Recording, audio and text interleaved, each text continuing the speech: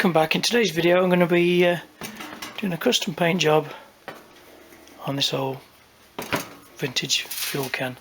As you can see, it's a nice rusty patina to it. The polybags you can see a little bit better. That's better. Let's see what we're playing with. It's got a few dents in it. I've taken one dent out here. That was really easy. All I did was use my panel hammer and just go like that.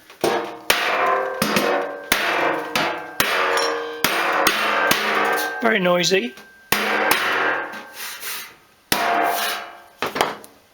Let's just improve that no end. It's obviously it's been squashed or stood on at some point. A little bit of creasing through there, but I'm not particularly too bothered. I want it to have a slightly rustic look, even though it's going to have a full custom paint job on it. Got a little bit of tin in, but that's fine. But first thing I think I'm going to do first, I'm going to ease myself into it before I start tackling all the rust with the wire brush. Polish up this brass cap, so that should polish up to a nice mirror finish. Now I've done a lot of polishing on a lot of other videos, so I won't bore you with too many details, but all I'll be using is my very old Black & Decker drill with different polishing mops on there. Starting probably with the really coarse one, so it's like a grinding one, and that'll get rid of all the corrosion and patina and that sort of dirt and things off it. So I'll start with that with the coarse polishing rouge, and then I'll go up the grades to a nice fine polishing mop, which is this one, which gives it a nice glossy finish.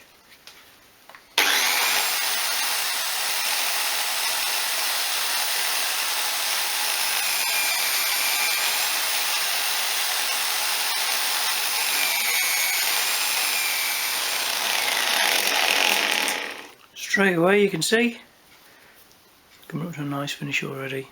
So I'll continue with this, get it all to a nice glossy finish, and then we'll tackle the rust on the actual can, get it all sanded down, get a nice finish on it, put some etch on it, probably some high build to get a nice smooth finish, and then we'll think about the artwork for the custom paint.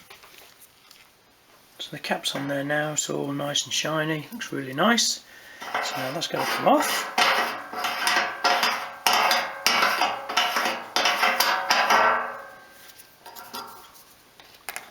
Put that in the little cubby hole there for safekeeping. And what we've got to do now is tackle the rust on here. So it's not actually too bad, it's got a nice patina to it, so if I could actually keep this and oil it, it would look quite nice still, but I want to actually do a custom paint job on it, so all this would have to be keyed up. So I think I'm going to hit it first with a wire brush, get as much rust off as I can, and then I'm going to hit DA it probably with a 180, because I want to try and keep as much of the detail as I can on the actual can. I want to keep that there, that border, and the borders on the sides here. So I'm going to do a little airbrushing detail in there, and then so I'm going to hit it with a 180 I think, give it a nice key for some etch primer and some high build. So I'm starting just with my drill and with the wire brush.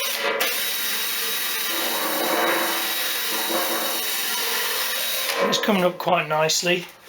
I'll probably put a coat of a rust converting etch over there as well, just to keep the rust at bay. But you can see there they've got a really nice detail of the text on top there. So I may even pick that out with a gold paint as well, I think. But we'll see as we go along. So what I'll do is I'll continue with this with different wire brushes and hand sanding and things.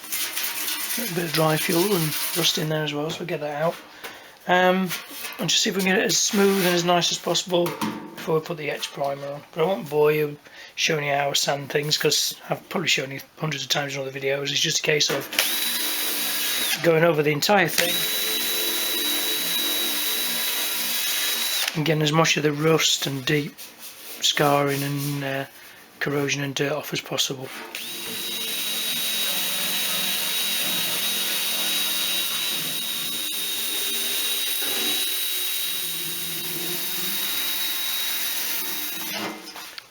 So just going away with the sander here, with the drill and the wire brush, and I've just noticed there's a little rust hole there.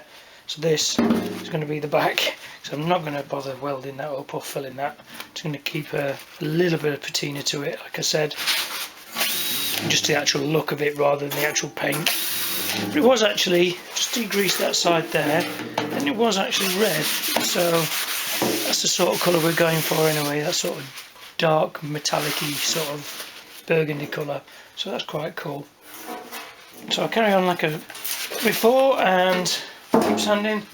It's a pity about that, but hey, it's probably nearly 100 years old, so it doesn't really matter.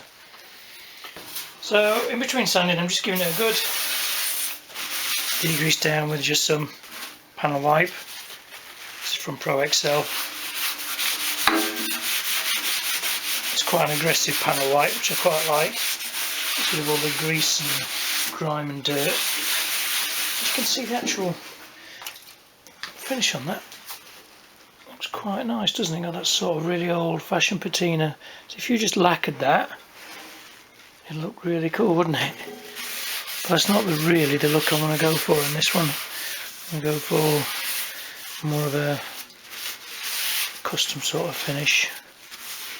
Not really like that. Pity about the hole in the back, but that's not bad. There's the original colour there.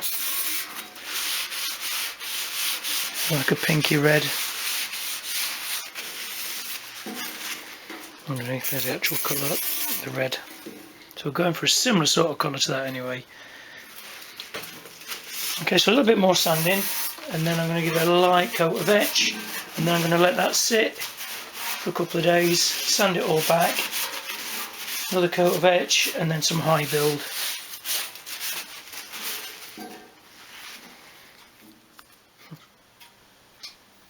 So there we have the very first coat of etch. It's starting to dry already. That doesn't look too bad. The back is the worst bit, where the rust was. But I'm not really too worried about it, because it's just going to be a display piece that's just going to be on the shelf that way around. I might do a little bit of artwork on there, may just paint it with a bit of a metal flake or something in there, just to make it look a bit more appealing. But adds a bit of character, doesn't it, that? I'm not really too worried about that. And for the sides here, I've just started thinking about a design. That'll go on there, and I'll just show you that in a sec. So I'm thinking little flames on the side there, but I'm going to do them with my airbrush and sort of really make them almost 3D with a little bit of shading and that sort of thing into there. I think that might make it look quite nice. Similar to what I did here on that strap there, but a little bit more detail. I think there's a lot of pearls in that, which is going to be similar to this, but this is going to be more reds and silvers. I think that look quite nice on both sides. So what I'm going to do now is let the etch fully cure, then I'm going to give it a light sand, put another coat of etch on, let that tack off, and then we'll start putting the high build primer on and getting that ready for the first colour to go on, which I think is going to be silver. So I'll let that dry overnight, and it's dried really nice now. So what I'm going to do is I'm going to give it a quick key up, then I'm going to give it another light coat of etch just to make sure the paint sticks and make sure there's a really nice bond with the metal. And then I'm going to go over with some high coat filler primer. This is quite good stuff actually. You give a nice sort of high build to it, it'll hide some of the little marks, etc. And then we'll go over with a normal primer after this is dry. So I think you have to leave this for 24 hours to get a really good cure. So I'm going to do that in a sec, and then that should give us a nice finish to start the artwork. So as you can see, I've done one very light coat of the actual high build primer, or the filler primer I should say, and it's looking quite good. I like to do really light coats with this, avoid any runs, all nice and gentle, side to side, nice little overlap, the edges of course.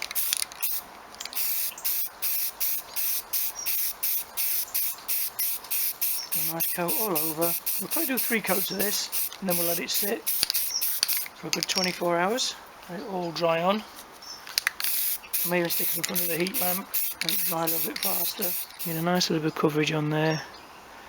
Just needs another coat to get rid of all the grey, and then we'll give that another light key, And then we'll go on with the normal grey primer, which will then key down again, something like a 500. I may even go to something like a 320, just to give it a nice key for all the artwork we're going to be putting on it. So I'm going to put quite a lot of paint on this, I think. A little bit of melt flake and bits and pieces. You can see the nice chamfer in there coming out. You can see that. I'm going to try and do a pin line round, keep that separate, keep that open. We have the base colour underneath that, which I think is going to be silver. I'm not 100% sure. I might even do that gold, do the lettering on the front gold. Flames are going to be in a silver and a red, and the main part of the actual can is all going to be red with a red flake. Maybe a bit of rainbow flake thrown in, who knows. So the primer's now dried overnight. It feels really nice now.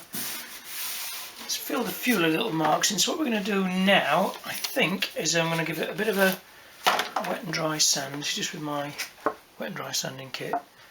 I think these grits go right down to from a 150 to a 280, so probably going to hit it with a 180, and then we're going to go over with the normal grey primer.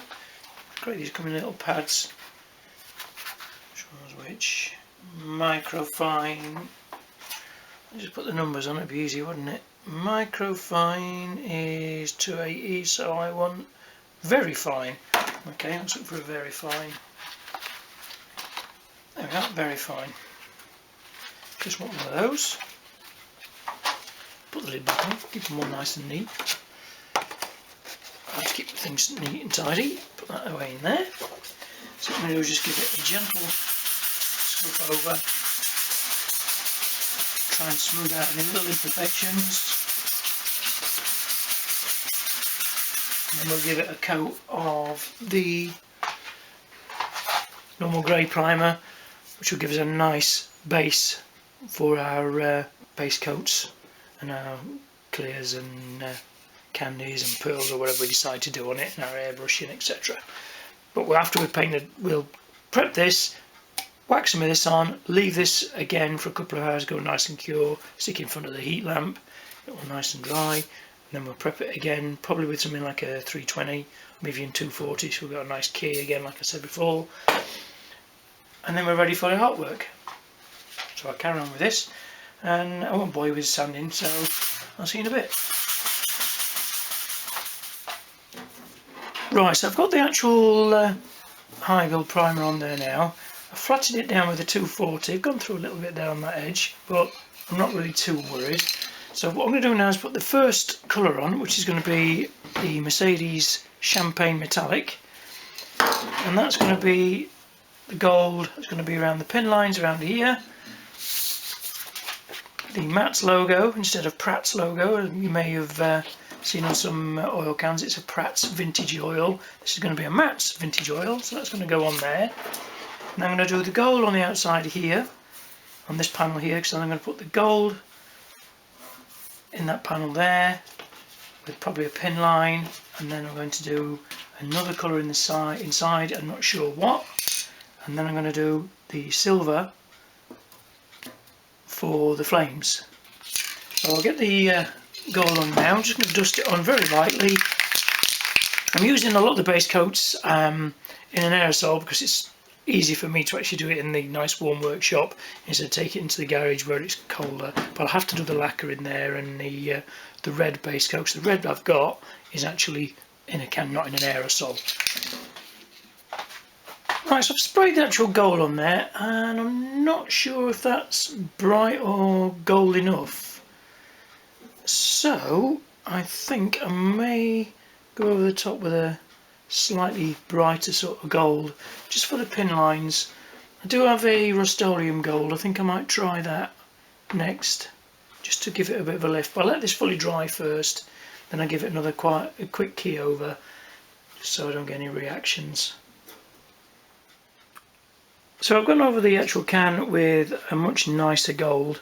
I think I agree that's a lot more of a brighter finish than the actual champagne. I think that was a little bit too silvery. It's still going to be coming useful for some detail work and some airbrushing. But the next stage is going to be some fine line detail. I've got my fine line here. This is a 3M I think it's a 6.35mm, so that should be a nice little line around that border there. I'm going to do some more detail around there as well, probably in another colour. So I'm going to actually mask off all the bits I want gold now, so that'll be the borderline there, the Matt's logo in the middle, and that's pretty much what's going to be on the front, except for some flake and maybe a little bit of shading with the airbrush with a slightly darker red than the actual main colour. I may just darken it with a little bit of black. So I'm going to mask off this border here, and that'll be the gold, and then I think I'm going to go over another colour first before I put the flames on, and then I'll do the flames in another colour. I'm not quite sure which colour yet. And on the back, I think I've made a decision. I'm not just going to leave it plain. I'm going to have a bit of an experiment. I'm going to do a couple of rose graphics, one there, maybe I've got another one on the opposite side there, just to have a bit of a play around with the airbrush. And I've actually done the actual graphics in 3 stages, so that'll be the main outline there, the main area, which I'll just block in with colour, and I'll lay this on top, do a fine line. That's the same in both. So that's just a little bit of an experiment, a little bit of detail on the back. But like I said, first of all we'll get the fine line out, we'll mask off all the areas we want to keep gold, and then we'll lay the next colour down, which I think I probably might do a silver on next, and then we'll go over with the red as well, plus pearls and metal flakes, whatever we decide to do. So I've started with the fine line. I've just roughed it out there. Just got to trim these edges with my little scalpel blade there. I'll just trim these edges to get the corners all nice and neat, and I've just laid the actual Matt's graphic over there like that. So I think I'm just going to peel that back, like so. Let's get my squeegee.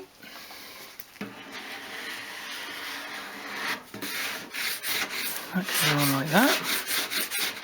I did the big area of application tape just to get it a nice square sort of look to it, so I know it was going to be in the right place, and that can come off.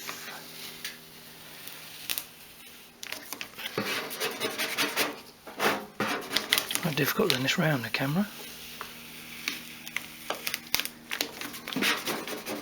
And it's freezing cold in here today. First frost of the year. There you go. Perfect. So then that, the letters and the actual line will stay gold. And the rest of it will actually be the dark red. I'm thinking about doing some shading as well in here, just to make it, you know, a bit more of a 3D look, with probably some black. Do that with the airbrush. But we'll get to that at a later stage. And on the sides as well, I've just blocked these out.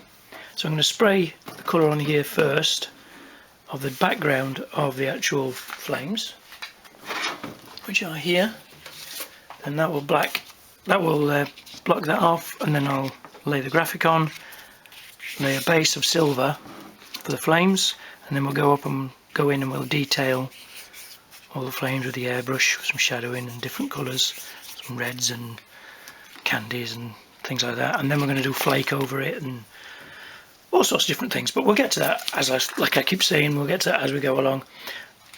So what I'm going to do now is trim these edges, and then we'll get the colour for the background of flames on here, which I've not decided what it is yet. I'm going to have a look, something that'll go nice with the red, I think, a nice contrast. Probably I've got a nice purple that might, or blue might go nice with the red, but we'll see. So basically I've gone over the actual area here with a grey, I think it's a Mercedes grey, but it's got like a slight purpley pearl to it. I've left that front gold because that's just going on in the red. So now I'm going to do is lay the actual flames graphics on there, then we'll do a light blowing over of silver just on this area here over where the actual flames are. Then we'll do some little bit of airbrushing just to add a little bit of detail, etc. And then we're going to have to paint the whole thing in the red, and then we can go in and do some detail again with some airbrushing, and then we can add some flake in the clear when we do the final clear coat. So laying the graphic on is pretty straightforward. I've actually cut it to size, so I'll peel this back. It's a little bit cold in the workshop again today, so it's not ideal for actually doing vinyl graphics. I've got the heater on. It'll just take a while to actually warm up. So I'll line that up with the top there and the inside of that line, and hopefully it should line up there, which is a little bit high, so if I can just come up and we'll go from the bottom. Better. A bit difficult to do this around the camera. Something like that. There's the old squeegee. Like that. Pin off the application tape quite carefully, because I can see it's cold today.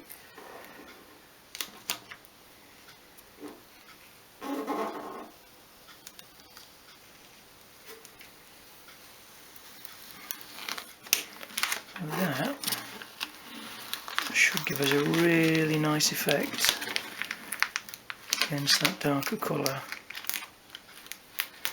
So what we have to do now, we're going to mask off just around these edges here so we don't get any bleed through.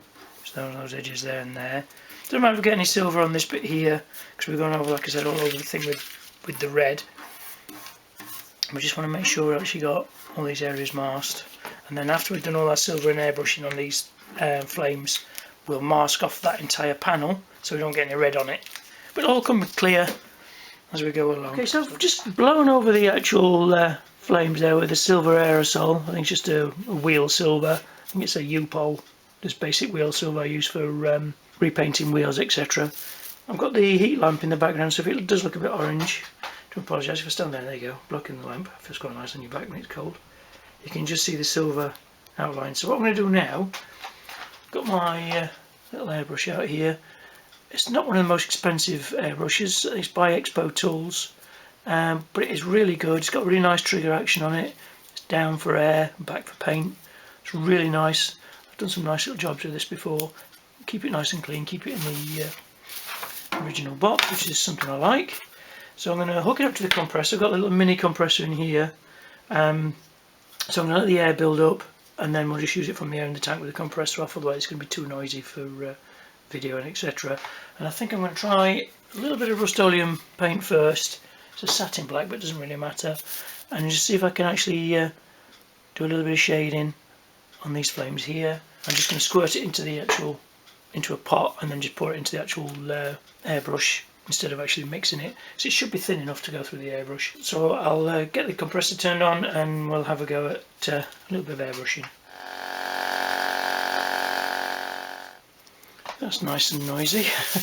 It's completely full now. So let's turn the air on. High pressure, so just turn it down a tad. Just for the adjustment on the actual top. That should be alright. Right, see if I can get a little bit of black out of this aerosol. I'm just going to use a lid off another paint aerosol. Right, good old Rust-Oleum. Stinks though. Put a little bit in there. Only a tiny bit. I'm just going to do hopefully some just gentle shading. I'm trying to do this round the camera.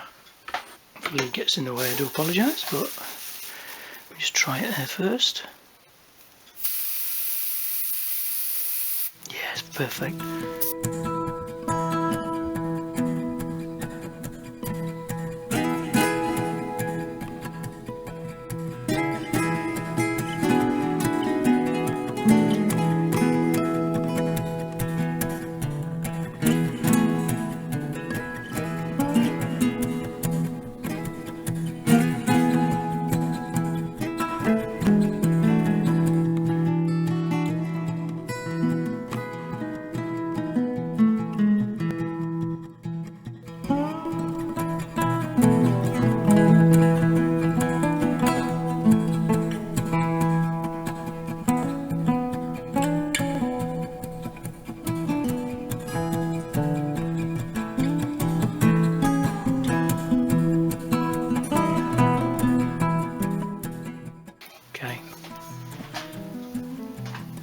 black done. Now we'll go in with the gold. So I'll clean the airbrush out and basically just run some thinners through it.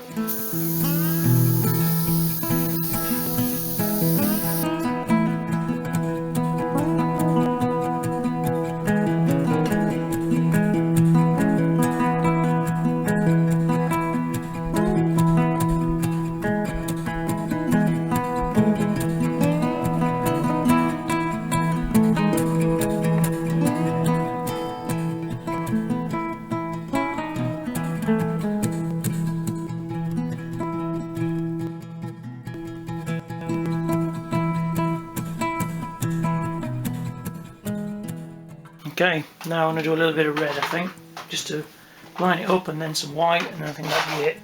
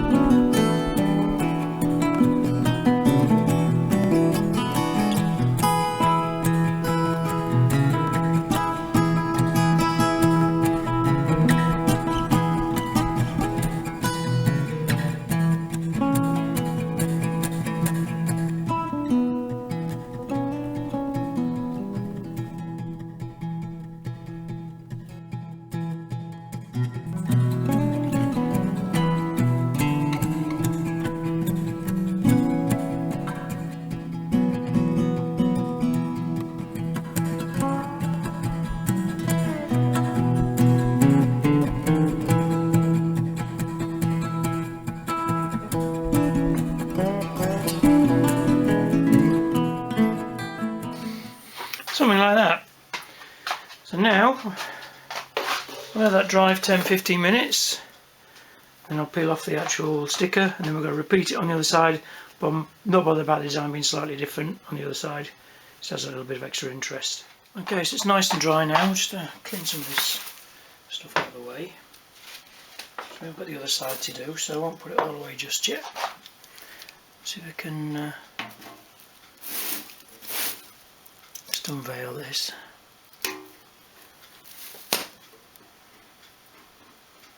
Hopefully it doesn't peel all the paint off.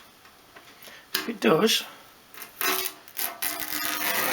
you're pretty much back to square one.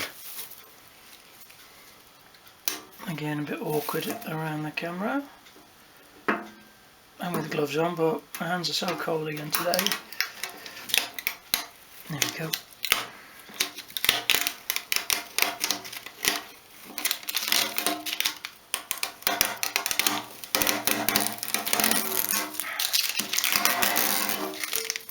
This vinyl's cold as well. Should have warmed it up really. It stops all this here.